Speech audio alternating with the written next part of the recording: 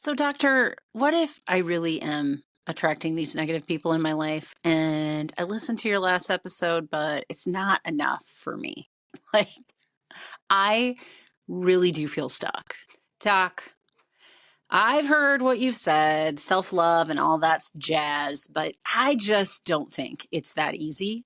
I really am stuck in my relationships. I don't see a way out. I'm not getting my needs met, but at the same time, I also am. It's weird. I just know that I can't leave them. And that's too hard for me.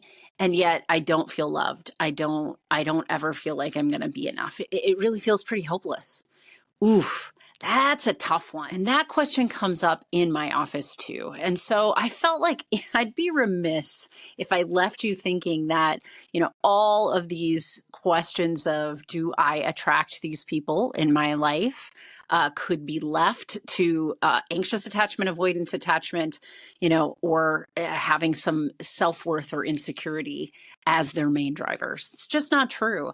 Sometimes there is a real dysregulation in the nervous system that gets us feeling trapped. That's right.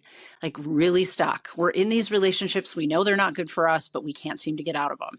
And if that's you, then I want you to keep listening today because I have some really good explanation of why that's happening neurobiologically. And I want you to learn how to get out of that. Welcome. This is how to fix your sucky life. That's right. Maybe you're somebody who says, so life sucks. Now what, right? Fix me, doc. I don't know what to do with all of this. This is a podcast that teaches anybody who's interested in learning a little bit more about how to get control of the anxiety in their life, the stress in their life, all of those feelings that are bogging you down. I'm your host, Dr. Natalie Marr, a clinical psychologist of the last 2 decades and a trauma therapist.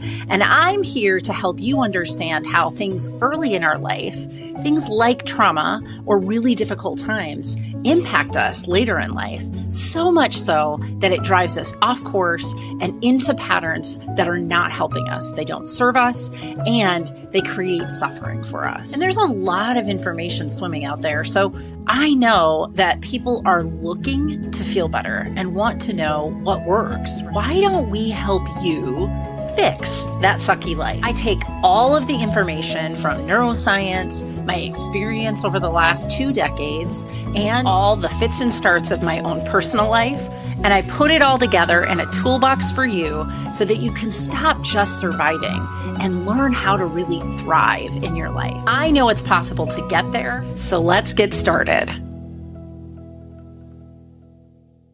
Welcome back. I'm so excited to be here.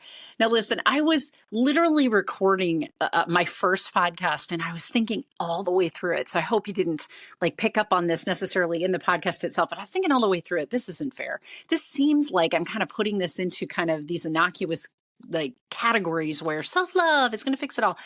Self-love fixes a ton. And other truth, self-love is hard.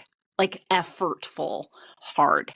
If you have no blueprint in your brain for that, no map of how to get there, my saying go do that just feels insensitive and invalidating. And if that was you in my last episode, I'm sorry, didn't mean that. I apologize, didn't mean to come across that way. And I'm hoping today's episode kind of redeems that a little bit because I know as a trauma therapist, there's bigger and deeper issues that really send us into these relationships sometimes.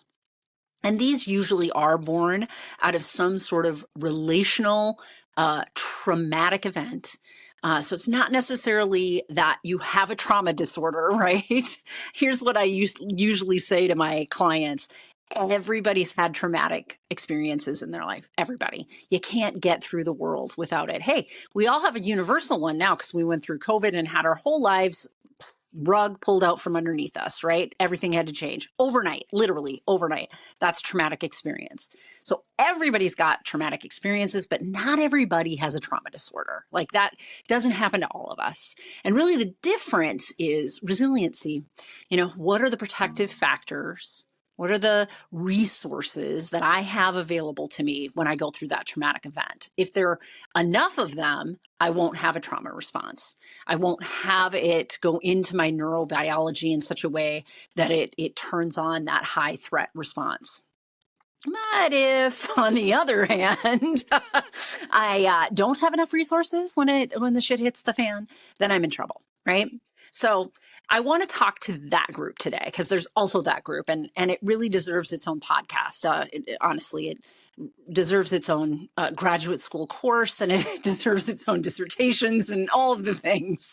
But more than that, I wanted to make sure that you understood that there are deeper seated reasons why we get stuck in relationships that do not serve us. Hey, let's just talk about the ones that we're related to. So there are family of origin people like sisters, brothers, parents, grandparents, aunts, uncles, those folks that we can't really divorce ourselves from necessarily. And if we set big boundaries, well, we've got a bunch of cultural norms and social conditioning that tells us, tisk, tisk, you should not do that. You should not, just cut those people out of your life. That makes you a bad person, not them. Okay, not true. And these are the relationships where, for sure we feel like we're stuck, right? There's all sorts of kind of cultural reasons why we stay in, and family rules why we stay in, and social conditioning that makes us stay in those relationships even when they're harming us, or at the very least not serving us. But the other relationships, the ones where we've actually put in the effort and done the work, and now we find ourselves kind of in these marriages and partnerships and friendships where they're bleeding us dry. Like we're just, like it's just draining, right? You feel like these people are emotional vampires sometimes. I know that's extreme. That's big language. And I see it out there. I see it out there in the more kind of pop culture-y psychology where we're talking about narcissists that we're dating and that we're empaths and all of these things. And I want to just speak to that kind of group, right? I'm interrupting this podcast just to thank you for listening. I really enjoy doing this, and it is my passion to make sure that people understand more about mental health and how to create emotional wellness in their life. So please like and follow me wherever you find your podcasts. And I would strongly encourage you to share an episode or two with someone close to you that you know could use this information. And if you want to learn a little bit more about what services I provide and you're in the state of Minnesota, or you're looking for consultation or coaching, which I can do outside of Minnesota, head on over to nataliemarrcounseling.com. And there you'll be able to see all the services that I provide and maybe pick up a blog or find another podcast that you want to listen to. Thank you, and keep listening. So how I see it usually in my office is somebody's coming in and they're really kind of stuck. Usually their outward presentation is one of two ways. They're hopeless and helpless and depressed. Or they're highly anxious and controlling, and they want to fix everything, and they want to figure out the solution to this, because if they could just figure out the solution to this, then it'll all get better, right? It usually kind of falls into those two camps. There's certainly people who have a little bit of both, and there are certain people that just kind of wave in and out of both. Sometimes I'm hopeless, helpless, don't have any motivation to change it, don't even want to talk about it, don't think that there's ever going to be a solution. And then sometimes I'm like amped, restless, I've got to fix this, I can't handle this anymore. What do I got to do, doc? Okay, let's talk about it. Let's unpack it. So if you come in and you really feel stuck in your relationships, you see this idea of, I am dating the same people over and over, or, now I'm stuck. I definitely attracted these people in my relationship. You might even have some story that you're telling yourself about how you deserve that, or something of that nature. Then I'm really going to want to dig in to the original event, if possible. If not, where in your lifetime, how early in your lifetime did that patterns start to arise. And here's why. And there are definite things that we know as psychologists about the different developmental stages. So say from 0 to 7 is when this, blueprint or map got imprinted in your head to kind of put up with the BS in your relationships and duck and run and be a people pleaser and have, just a real aversion to any kind of conflict. You did that between 0 and 7. I have a reasonable idea of the kinds of ways that you learn to manage it because I know how many resources are in that brain between 0 to 7. And I know that they're not much. And I know how that shows up in the autonomic nervous system. And so then you and I can unpack that a little bit differently. So let me talk about that 0 to 7 range. Let's think about 0 to 7-year-olds. I mean, you possibly know some 0 to 7-year-olds. Like, how competent are they to handle things? Let's say they've got a parent that rejects them. Maybe they're the kid that was supposed to be this gender and they ended up that gender.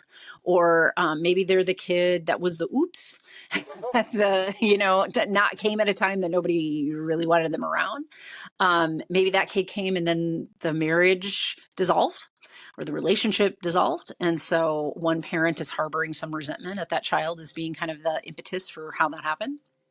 I mean, sometimes it's just that parents are immature emotionally, like really have their own mental health issues and just aren't able to give that child what they want. And so you're going to be growing up in a household where that 0 to 7-year-old person is not getting their needs met. Well, what's a 0 to 7-year-old going to do? Well, listen, first of all, a 0 to 7-year-old doesn't even know what's going down. That's the reality of this, okay? So clearly, what happens in that particular age range is pretty clear.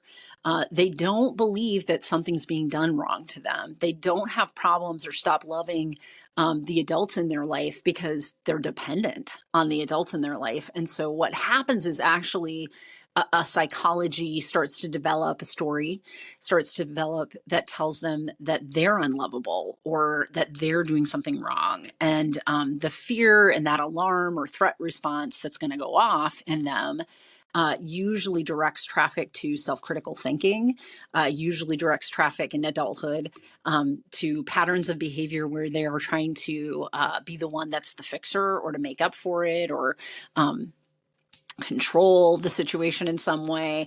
And so these are traditionally what we call in psychology fawning responses. And it makes a ton of sense, right? So what will happen in the nervous system, let me give you a little lesson on the nervous system, is it has kind of 3 layers to it.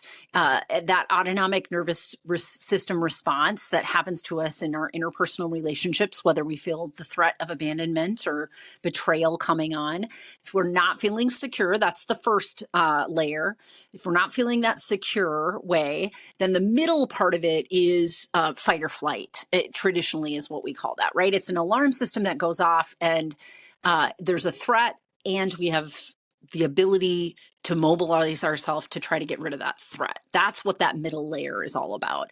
But the bottom layer is different. The bottom layer is there's a threat and we fall, like we collapse and don't feel like there is any way to fix it.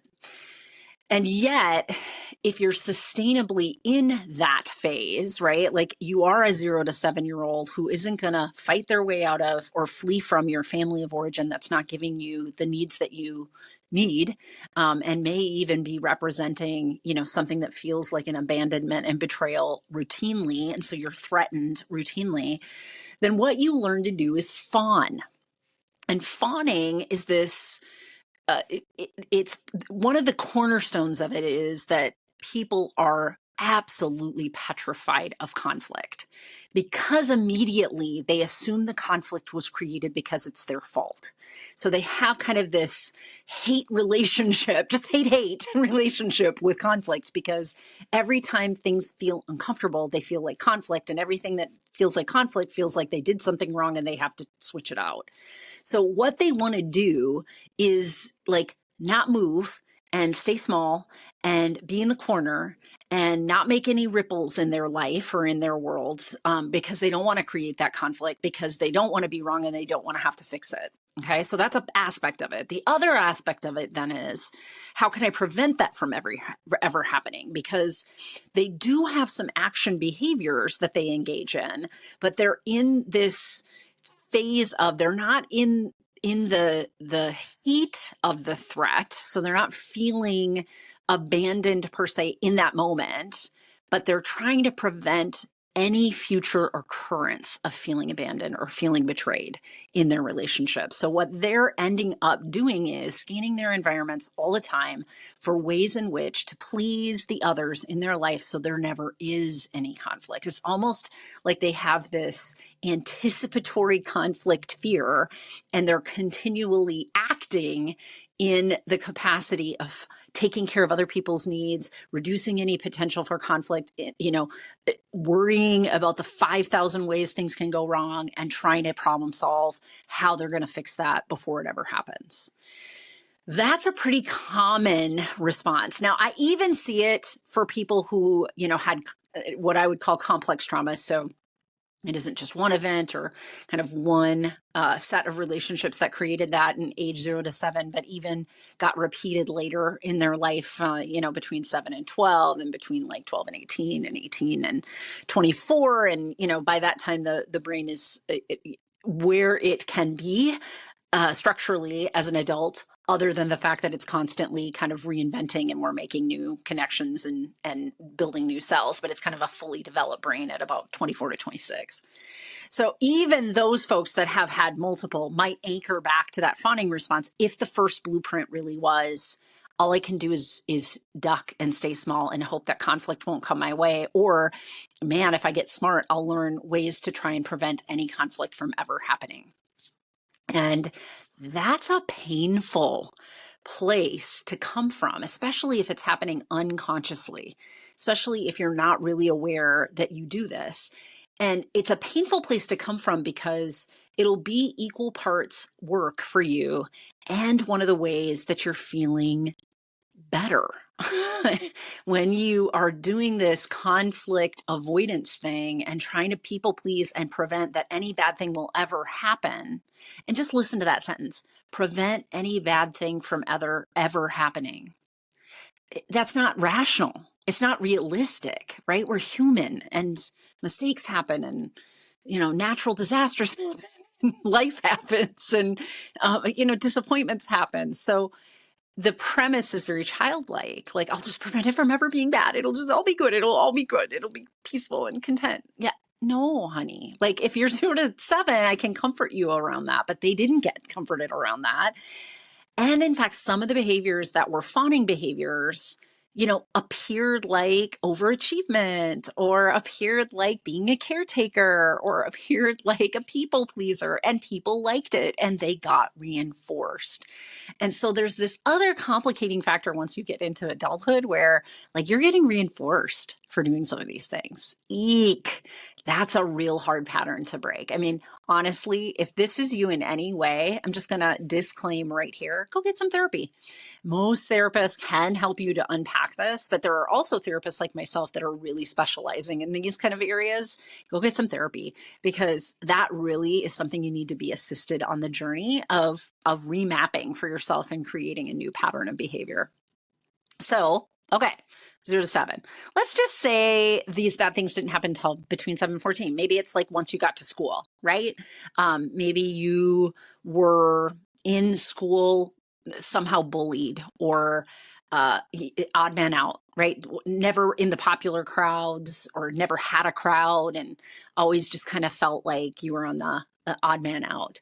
Now, the last week I talked about the person that's insecure. People in this 7 to 12 range might fall into that, right? And the interesting thing about between 7 and 12 is your brain is starting to develop from what we call concrete thinking into abstract thinking. And what that means is being able to go from black and white, like, these are the right things to do and here are the not right things to do. That's what little kids think.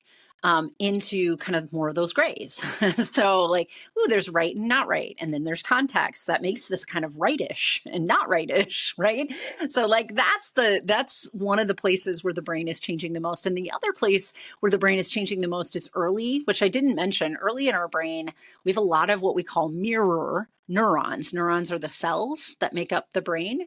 There's billions and billions of them, trillions. I can't remember now. That sounds awful, but yeah, there's a lot. With all of those brain cells, there are a lot of mirror neurons early on. And the reason for that is the brain is like in this hyper learning phase early on. It's learning how to walk and learning how to talk and learning how to see and learning how to taste and learning how to hear and learning every single day. And so it has a lot of mirror neurons because mirror neurons do this thing where they, their senses, the five senses, go out into the environment, experience something, and then go, hey, let me replicate that on the inside. And so literally, like, I see my mom get up and walk like a biped. And now I have in my brain a map of biped walking. Now I'm just crawling, but I have a map on the inside for that.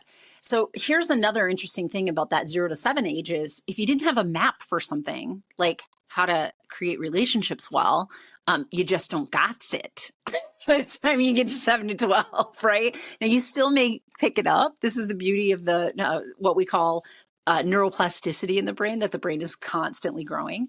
But now between 7 and 12, those mirror neurons start to not be the predominant neuron by the time you get to that 12-ish range.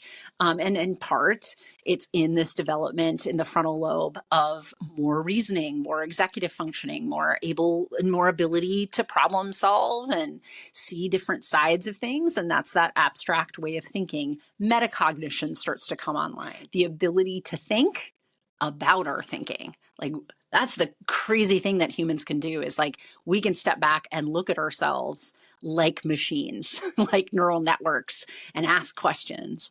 As far as we know, the apes do not do that, right? They're experiential in nature and kind of tied to their five senses, but we still have a little bit more on that frontal lobe, and that allows us to kind of take that one step back and think about our thinking.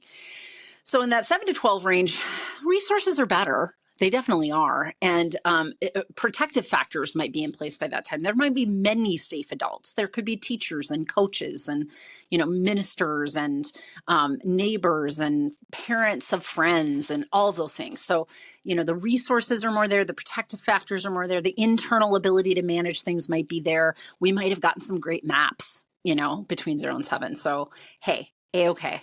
Now we're in a better space. Great. And even there, something could happen, like bullying, right? Something could happen. We feel in the outs. And here is where the responses are a little bit more diversified, is what I would describe it as. So now I'm looking for, do you stay more in that middle layer? Remember, I talked about safe, secure. That's the first layer. That middle layer is fight or flight. So these are actions where I see you trying to forcibly get the threat to go away. You're either fighting it, you're on that side of the affect spectrum. So anything from irritability, frustration, anger to rage, right? And all the variations in between. Or you're on the, worried, apprehensive, scared, fearful, panicked, that side of the range, right? And you're doing things that are trying to get away from those feeling states. You're trying to change your environment not to have the things happening. So in this range, like I'm talking to you about it and I'm thinking, okay, if your predominant way of managing these things in your life is to get into that irritable or anxious state, then I'm guessing that the significance of that trauma happened in that 7 to 12 range. And I'm guessing that, that's how you found yourself in a little bit more resource state to manage it. You're not just fawning. You might also do some fawning. And there is certainly people who have kind of a mixture of both. The reason why people fall into fawning and stick there usually happens between 0 and 7. The reason why I believe that to be true is that that's a pretty profound, I would call the foundation where the scaffolding of all of these other responses are going to show up in your autonomic nervous system. So your fight flight system, your fawn freeze is really going to be a stronger pull for you if this insult to injury happened earlier in your life, right? So then 12 to 18, even more resourced. But there's another unique element that shows up. So folks in this range, if they've had some interpersonal traumas in their life, they lean into their social crowd. So one of the resources that worked, or maybe didn't work for them, is who was around them and who was able to kind of catch them when they fell, per se. So feeling like they belonged somewhere was really important. And, any of the groups that we belong to can have positives and negatives for us, but certainly, it depends on kind of what crowd you leaned into. Because if it was a crowd that was damaging for you, then that's going to be also further impairing. So then 18 and beyond, that I'm looking at a much more developed, fully developed and resourced ability to manage if a big interpersonal trauma happens. So something like a grief, right? Like maybe a relationship with a romantic partner early in your life, and that person, left unannounced or, damaged the relationship in some way. And or even just, died. I mean, like that loss is significant, right? So people are way more resourced once they get to that age. And so there's a lot more diversity in what they are impaired in and aren't impaired in, right? I might have you come into my office and there's this one place in your relationships where you're still struggling and feel stuck, but most of them, like you've got your wits about you and are able to handle. So depends on when this happened, right, in your life, how much you have to give to me as far as resources at the start and where we have to build from. I would say, honestly, go to therapy if ever you feel in this stuck place. But what I want you to be aware of is there are neurobiological reasons why you do get attracted to these folks. And depending on how early it was, how strongly that compulsion towards that group of people is. And usually part of what's happening is where your nervous system is at in all of the relationships. So if you're that 0 to 7-year-old that was harmed or had, emotional neglect or just an immature parent that wasn't able to give you your needs the way that you needed, then you may see yourself really strongly having these relationships repeatedly. Unfortunately, right? You may find yourself stuck in those relationships over and over and over again because the fawning response is in that basement level of being immobilized to do anything really for yourself and threatened. The only thing you can do is your fawning. That is the only map in your brain. And so you need therapy mostly to help you rebuild, mostly to help you reconnect some new neural networks. And as we start that, it feels like building, dirt roads, dirt paths, maybe even just grass bent paths, when the interstate is conflict avoidance, stay small, try to duck and run, don't make any waves. Yeah. And I'm going to be asking you to do something that feels really honestly threatening to you. You need somebody to help navigate you through that. Let me just be honest with you.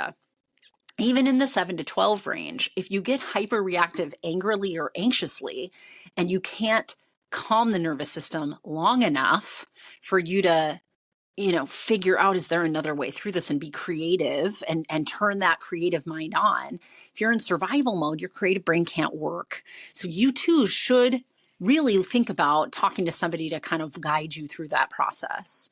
And then if you're somebody who, more of that, there's more diversity, there's more resource available because you were more adult as it happened, but you still have some pretty ways of dealing with it. Like you fell into a crowd of people that drank a lot and partied a lot. And so every time you're not getting your needs met in your relationships, you're drinking and partying, and you're 40, probably not working for you anymore. You might even have an addiction at this point, and you need to address that, right? So if the only way that you knew how to get your needs met is to get affirmed by a social group that's not so great for you, you still might need assistance in pulling yourself through that, because there might be other complicated factors such as addiction that are holding you in to those groups.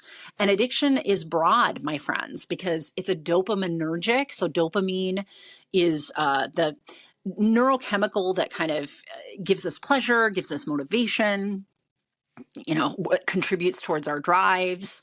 I think that what is so fascinating is it's not just alcohol, it's not just drugs that create an addiction.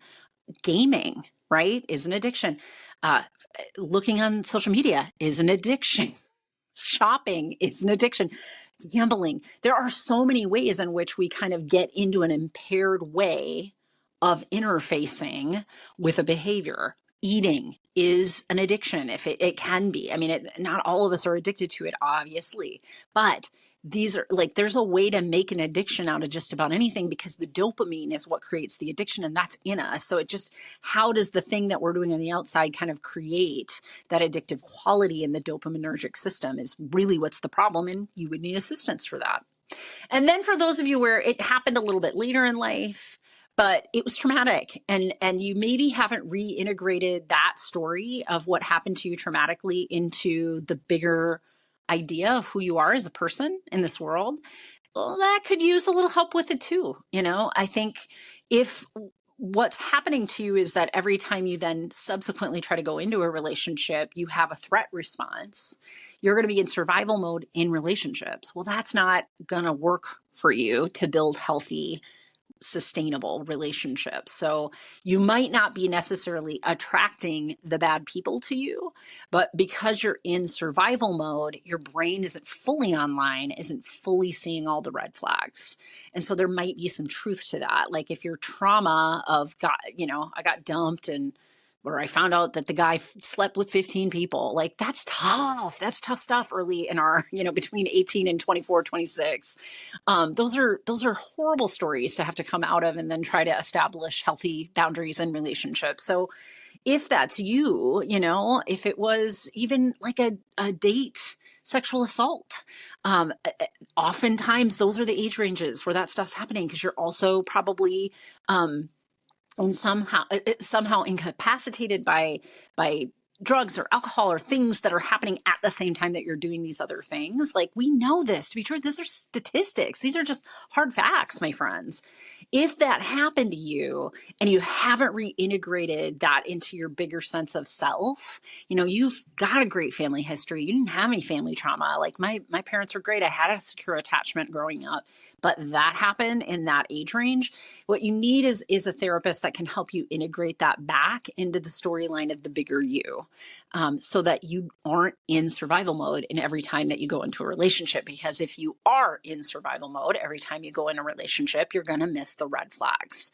When you are in the middle of a savanna, scared because you heard rustling in the grass and think it's a lioness, you're not thinking about red flags. You're thinking about getting the hell out of there. And that's literally the alarm system in your body that's going off in relationships if you haven't reintegrated that really horrible experience into your bigger understanding of yourself and your world. So that's why I wanted to have this podcast today. I just wanted to kind of peel apart. It's not all that simple, right? And so this idea of, Doc, am I attracting these people? There's a lot of different ways that comes at me as a question. And I just, I thought it'd be a great way to start this podcast series, because it certainly is one that comes up quite often. Ironically, I'm a trauma therapist, not a relationship therapist, but I'm an interpersonal and relational trauma therapist. And so it was one of the things that I thought would be a good way to kick off this series. Just so you know, anytime that you're listening to these podcasts and you're thinking, I really wish you'd say more about this, or gosh, that makes me wonder about this, send me a comment, write a review, let me know what you want to hear about, because I want to hear from you and I want to be able to give you what you want to hear about.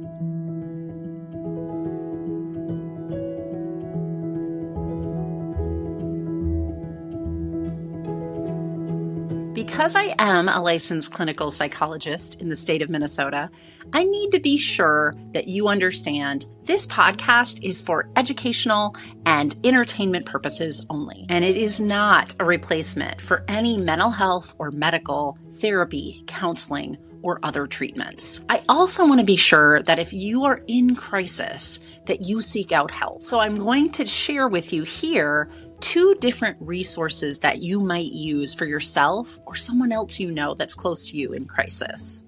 The first is the National Suicide Prevention Lifeline. You can find them at suicidepreventionlifeline.org online, or pick up the phone and dial 988.